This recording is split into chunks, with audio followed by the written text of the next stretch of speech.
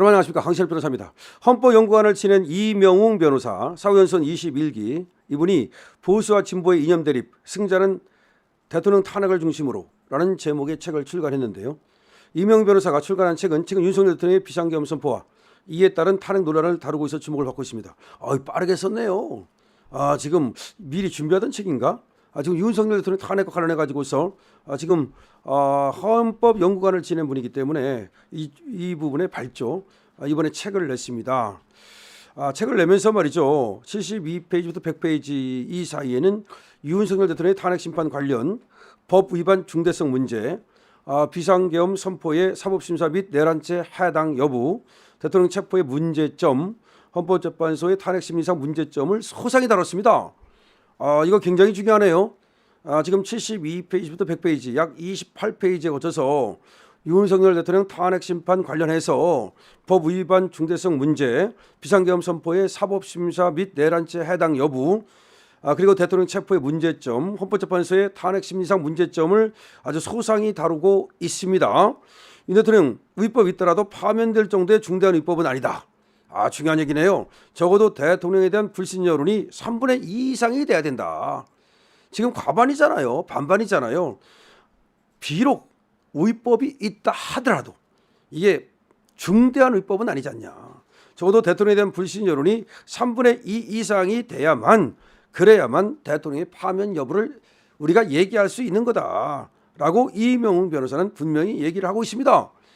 65조 제1항에 보면 헌법이나 법률을 위반한 때 탄핵 소추 사유가 되는데, 탄핵은 헌법 제1조 67조 제1항에 따라서 국민이 선거를 통해 대통령에게 부여한 민주적 정당성을 임기 중 다시 박탈하는 것이므로, 그렇죠, 국민이 뽑은, 그리고 헌법 제1조 67조 제1항에 따라서 이 국민 주권주의, 그리고 또 대통령은 말이죠, 또 직접 선거, 이런데 단순한 헌법 법률 위반만으로는 안 되고 국민의 신임을 배신할 정도로 평가될 만큼 중대한 헌법이나 중대한 법률 위반이 있어야만 가능한 거다.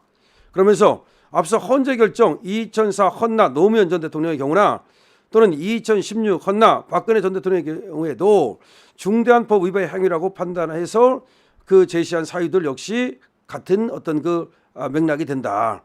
그때 윤석열 대통령 탄핵의 경우 위법이 있다 하더라도 파면될 정도의 중대한 위법은 아니라고 볼 여지가 있다. 그러니까 노무현도 법 위반이 있다고 하면서도 중대하지 않다고 그랬잖아요. 그런 것들을 본다든지, 그다음에 대통령 박근혜 그 판결문에도 보면은 대통령을 파면하기 위해서는 중대한 위법이 있어야 된다라고 판시를 했어요. 그런데 박근혜 대통령의 경우는 이제 그 당시 헌법재판관들이 중대한 위법이 있다고 본 거죠. 근데 그거는 사실상 전부 다 유언비어에 의해서 잘못된 재판이라는 것이 지금 밝혀지고 있는 겁니다. 자, 계엄의 요건, 그리고 계엄의 해제 요건, 이런 것들을 보면은 비상계엄을 했다는 사실 하나만으로 과연 탄핵을 할 수 있는 거냐라는 거고, 그다음에 그 당시 비상계엄을 하게 된 29차례 공무원 탄핵소추 남용, 행정부에 대한 부당한 예산 삭감, 간첩 문제, 의회 독재적 권한 행사, 친북 친중 경향에 따른 안보 위협과 한미동맹 훼손, 이런 것들이 얼마든지 탄핵 사유가 될 수 있는 게 아니냐라고 지금 이명웅 변호사가 짚고 있습니다. 아울러서 이렇게 얘기를 합니다. 현재 여론 경향은 대통령에 대한 지지율이 비상계엄 때보다 증가한 상태로, 예를 들어 2월 25일자 문화일보는 주식기사 에브리 리서치 조사 결과 보도했는데 윤 대통령 지지율이 48.2%였다. 박근혜 대통령의 경우는 탄핵 심판 변론 종결 당시 한 자릿수 지지율에 머물렀다. 이건 너무 다른 거 아니냐. 탄핵 심판 인용의 재판관 3분의 2가 필요하도록 한 이유도 적어도 대통령에 대한 불신 여론이 3분의 2 정도가 돼야 된다는 것을 말하는 것이다. 왜 3분의 2냐? 국회도 3분의 2잖아요. 300석 중에 200석. 그 다음에 헌재도 3분의 2잖아요. 9명 중에 6명. 그러면 여론조사에서도 이것이 3분의 2 정도가 대통령의 탄핵을 원해야만 그렇게 대통령을 탄핵할 수 있는 것이다. 너무나 논리적이잖아요. 여기 틀린 게 뭐가 있습니까? 완전히 논리적이죠. 적어도 대통령에 대한 불신 여론이 3분의 2 이상이 되지 않는 한 이 대통령을 파면할 수 없는 거다. 그리고 지금 이 이재명이가 말이죠, 이 탄핵 재판과 직접적인 관련은 아니지만 지금 만약에 이 많은 재판을 받고 있는데 사실상 피의성호권이 박탈돼야 맞는 건데, 만약에 이렇게 저렇게 해서 대통령 선거가 이루어져서 이재명이가 만약에 선거에 나가게 된다면 이거는 엄청난 혼란을 가져올 것이다. 이런 점도 생각을 해야 되는 것이다. 이렇게 얘기를 하고 있습니다. 자, 그리고 국회의 권능 행사를 계엄군이 불가능하게 했다라는 얘기를 하는데 그렇지 않다. 국회의 권능 행사를 불가능하게 뭐가 있냐. 지금 권능 행사를 불가능하게 할 정도가 되려면 판례에 의하면 이 내란죄가 되려면 적어도 한 지방에 평온을 할 만큼의 어떤 그런 폭동이 있어야 되는데 그때 계엄군이 국회에 나간 걸 가지고 그 적은 인원으로 하나의 질서 유지를 위한 것이라고 본다면 그거를 그렇게 내란이라고 볼 수 없고 그것이 국회의 권능을 행사를 마비시켰다. 국회의 권능 행사를 방해했다라고 볼 수도 없다는 겁니다.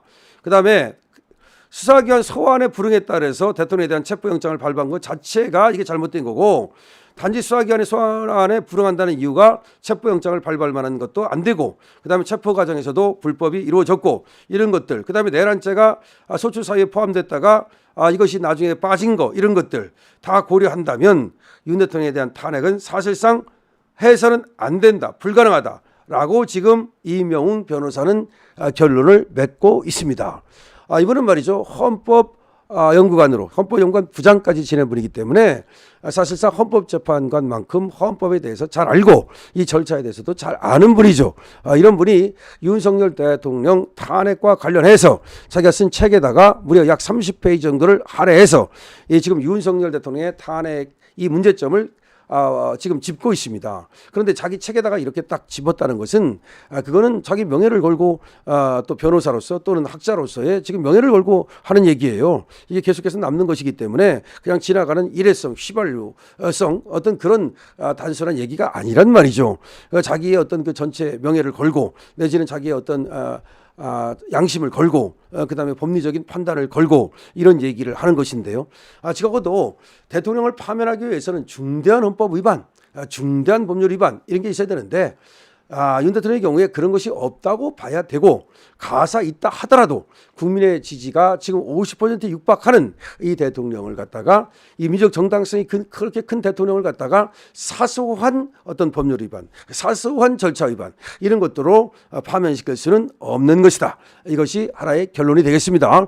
이건 이구동성으로 많은 사람들이 하는 얘기지만 또 이렇게 헌법연구관의 연구부장을 지낸 이런 어떤 변호사, 법률가가 하는 말이기 때문에 여기에다가 우리 헌법재판관들은 좀 귀를 기울여 주시기를 바랍니다. 헌법재판관들이 지금 큰 역할을 맡고 있습니다. 이거를 이념 성향에 맞춰 가지고 내가 우들법 연구회니까 내가 좌파니까 나는 이렇게 판결할 거야. 그래서는 안 됩니다. 나라를 생각해야 됩니다. 법치주의를 생각해야 됩니다. 자유민주주의를 생각해야 됩니다. 그렇지 않을 경우에 이 나라가 어떻게 될 것인가를 정말 신중하게 심각하게 고려해야 합니다. 자, 윤석열 대통령 지금 탄핵 심판 가까워지고 있습니다. 3월 14일 선고가 날 것인가? 오늘 과연 통보가 될 것인가? 지금 촉각을 곤두세우고 있습니다. 아니면 3월 17일 선고가 날 것인가? 아니면 이것이 3월 말로 가는가?